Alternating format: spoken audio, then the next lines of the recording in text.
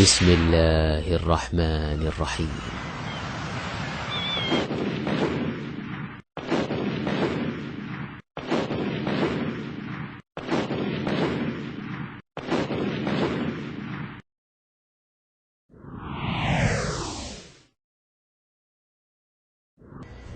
حضرات، گزشتہ درس میں اسی مسجد سے ایک آواز حق بلند ہوئی اور اللہ کے فضل و کرم سے گمراہی کے دبیز پردوں کو چیرتی ہوئی چلی گئی، کیونکہ ہمارا مقصد حق کی آواز کو بلند کرتے ہوئے ان حقائق سے آپ کو متعارف کرانا ہے جن کے اوپر گرد و غبار ایسے مبلغین نے ڈال دیا ہے جو اس دنیا میں امام معصوم کے درجے پر فائز ہو چکے ہیں۔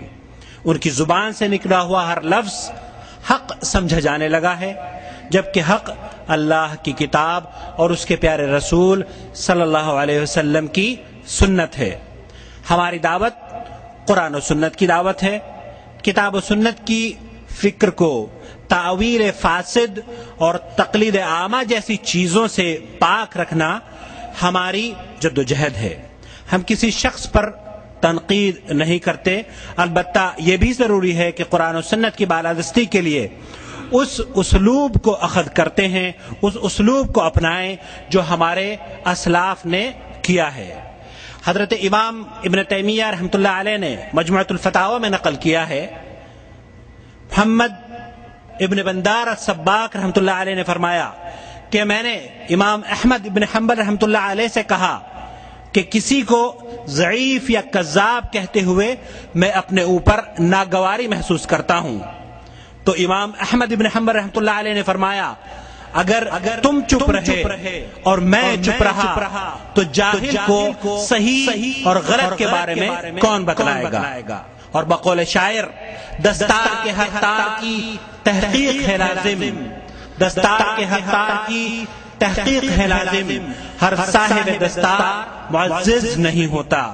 مولانا طارق جمیل مولانا شریف کا ایک دربار ہے، وہاں پر گئے، گدی نشین سے ملاقات ہوئی۔ گدی نشین نے کہا کہ آئیے ہمارے عرس پہ تشریف لائیے، تو یہ اپنے 25 امیروں کو لے کر مولانا شریف کے خطاب فرمانے کے لیے اس دربار پہ عرس والے دن 19 اور 20 اپریل کو پہنچے۔ صاحب وہاں پر پہنچے اور گدی نشین نے مولانا طارق جمیل کے بارے میں کہا کہ میں نے صاحبزادہ حفیظ الرحمان بریلوی کی تقریر سنی اور مولانا طارق جمیل کی تقریر سنی، ایک بریلوی کی تقریر سنی، ایک دیوبندی حضرت کی تقریر سنی، مجھے ان دونوں کے درمیان حد دیوار فاصل بننا، کہتا یہ بڑے لفظ ہیں، مجھے تھوڑی سی بننی بھی نظر نہیں آئی۔ طارق جمیل صاحب فرماتے ہیں، غور کیجئے، کہتے ہیں پہاڑ پر کوہ طور پر نور کی ایک تجلی گری تو موسیٰ علیہ السلام زمین پہ گر گئے۔ موسیٰ علیہ السلام کوہ طور پہ پڑنے والی تجلی کو برداشت نہیں کر سکے، یہ اس کی پرواز تھی۔ اور میرے نبی کی پرواز کیا تھی کہ اللہ نے عرش پہ اپنے حبیب کو بلا کر کیا کہا، یا حبیبی ادنو منی۔ اللہ کے نبی عرش پہ پہنچ گئے، اللہ بھی عرش پہ ہے، نبی بھی عرش پہ ہے، اور اللہ کہہ رہا ہے میرے حبیب اور آگے آ جاؤ۔ اللہ نے نبی کھسک کے تھوڑے جگہ ہوتے ہیں، وہ پھر کہتا ہے اور آگے آ جاؤ، یا حبیبی ادنو منی، نبی اور آگے ہوتے ہیں، اللہ پھر کہتا ہے یا حبیبی ادنو منی، اے میرے حبیب اور آگے آ جاؤ۔ انا للہ و انا الیہ راجعون۔ مولانا فرماتے ہیں کہ وہ 70,000 پردے نور کے جو عرش پہ پڑے تھے وہ بھی چاک ہو گئے، اللہ نے اپنے ساتھ بٹھایا اور 3 مرتبہ کہا اور آگے اور آگے اور آگے۔ تو بتاؤ میرے نبی کی پرواز کتنی بلند ہوگی۔ پہلی بات، مولانا کاش آپ نے یہ قصہ سناتے ہوئے کسی ایک حدیث کا نام ہی بیان کر دیا ہوتا کہ یہ حدیث فلاں کتاب کے اندر موجود ہے جس سے میں نے یہ قصہ پڑھا۔ پہلی بات، اللہ اپنی صفت علوم میں تنہا ہے، یکتا ہے، اللہ اپنے عرش پر مستوی ہے، اللہ کی کوئی مخلوق اللہ کے عرش پہ نہیں جاتی۔ اور دوسری بات، قیامت کی دیواروں تک مولانا طارق جمیل اس قصے کا، اس جھوٹے واقعے کا کوئی ثبوت نہیں دے سکتے، کہیں پر اس کی دلیل نہیں مل سکتی۔ ہاں انہی کے بھائیوں سے مل سکتی ہے۔ مولوی طاہر القادری صاحب کی میں ایک CD دیکھ رہا، اس کے اندر وہ میرا لاہور میں تقریر کی، انہوں نے معراج کا واقعہ بیان کیا، اور اس واقعے میں کہتے ہیں کہ اللہ کے رسول صلی اللہ علیہ وسلم چلے مسجد اقصی سے چلے، نور کا چولا اتار دیا، بشریت کا چولا اتار دیا، عرش مولا پر پہنچے، نورانیت کا چولا اتار دیا، عرش مولا سے اور اوپر گئے۔ اب خود کہتا ہے بشریت وہاں ختم، نورانیت وہاں ختم. اب نبی جب اوپر گئے، لا مقام گئے، اللہ کی ملاقات کے لیے گئے، تو پھر کیا تھے؟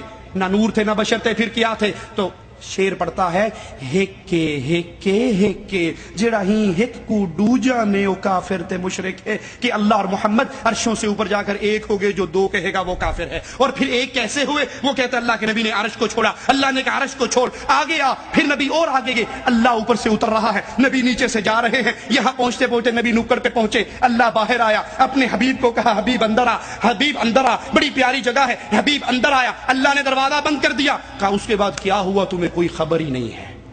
انا للہ و انا الیہ راجعون، لا حول ولا قوت الا باللہ.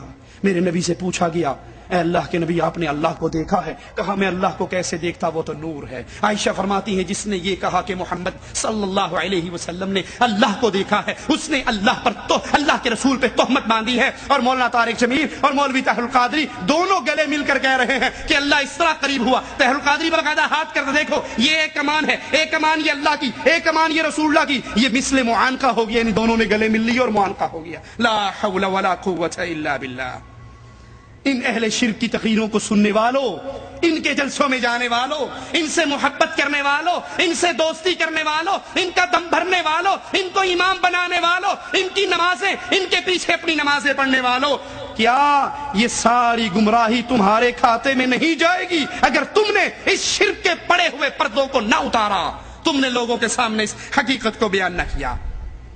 اللہ اپنے عرش پر ہے، اللہ اپنے عرش پر ہے، تنہا ہے، یکتا ہے. جیسے عبادت میں تنہا ہے ویسے اپنی صفات میں تنہا ہے. نہ اللہ اور رسول صلی اللہ علیہ وسلم عرش پہ اکٹھے ہوئے، نہ دونوں میں معانقہ ہوا، اور نہ یہ جتنی باتیں ہیں یہ سب جھوٹ ہے، افترا ہے، اللہ کے اوپر بہتان ہے، رسول اللہ پر بہتان ہے. مولانا طارق جمیل صاحب فرماتے ہیں، قرآن حکیم کی ایک آیت پڑھتے ہیں، ذرا سنیے آپ بھی.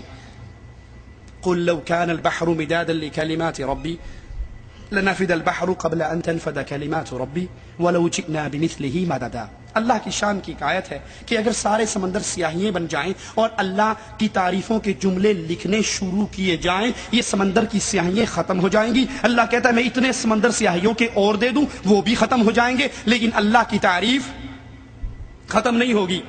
مولانا طارق جمیل صاحب کہتے ہیں کہ جس طرح اللہ کی تعریف ختم نہیں ہوگی، اسی طرح اگر سارے سمندر سیاہیاں بن جائیں اور رسول اللہ صلی اللہ علیہ وسلم کی تعریف لکھی جائے، کیونکہ نبی اللہ کا کلمہ ہے تو اللہ کے نبی کی تعریف لکھی جائے، یہ سارے سمندر ختم ہو جائیں اور اتنے ہی سمندر مزید آ جائیں، تب بھی رسول اللہ صلی اللہ علیہ وسلم کی تعریف ختم نہیں ہوگی. لا حول ولا قوت الا باللہ.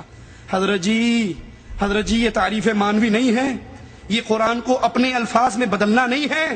قرآن کا وہ مقصود جو اللہ کی وحدانیت، اللہ کی تعریفوں کے جملے ہیں، آپ نے اس کو یکسر بدل کر اللہ کے رسول صلی اللہ علیہ وسلم پر ان آیات کو فٹ کیا. لیکن سوچئے اور اللہ کے لیے سوچئے، یہ انکشاف جو آپ پر ہوا ہے، آپ سے پہلے کسی صحابی کو اس کا علم نہیں ہوا، نبی کے کسی ساتھی کو اس بات کا علم نہیں ہوا.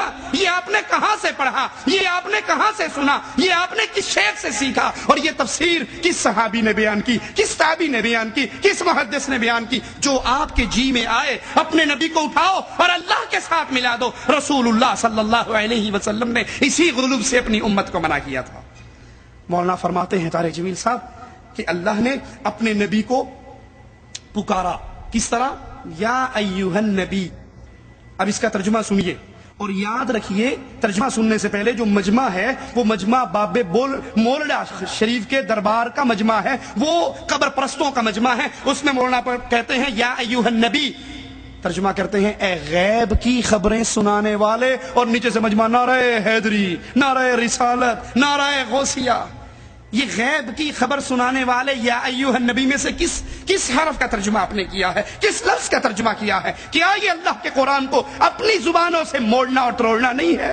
لا حول ولا قوت الا باللہ. اگر یہ مطلب ہے، جیسے طاہر القادری صاحب کی جماعت کہتی ہے کہ ہر نبی کو نبا ہوتی ہے، ہر نبی کو نبا سے مراد غیب، ہر نبی کو نبا ہوتی ہے، تو چونکہ یا ایھا النبی سے مراد اے نبا والے، تو غیب کی خبر تو اگر ہر نبی کو نبا ہوتی ہے، نبوت سلیمان علیہ السلام کے پاس ہے، نبا ہدہد کے پاس ہے، تو کیا ہدہد کو بھی نبوت کا درجہ دو گے؟ کہو گے ہدہد علیہ السلام؟ جی بات، یہ ترجمہ شیخ الہند نے نہیں کیا، یہ ترجمہ اشرف علی تھانوی صاحب نے بھی نہیں کیا، یہ ترجمہ مفسرین جو انہوں نے قرآن کا ترجمہ کیا اور اپنی من گھڑت تفسیریں لکھی ان میں صرف احمد رضا خان بریلوی نے یہ ترجمہ کیا ہے یا ایھا النبی کا، اے غیب کی خبر سنانے والے۔ اس کے علاوہ کسی دیوبندی نے بھی یہ ترجمہ نہیں کیا، لیکن افسوس مولوی طارق جمیل صاحب پر جنہوں نے مجمع کو اکٹھا کرنے کے لیے اللہ کے قرآن کے تراجم کو بدل ڈالا اور وہ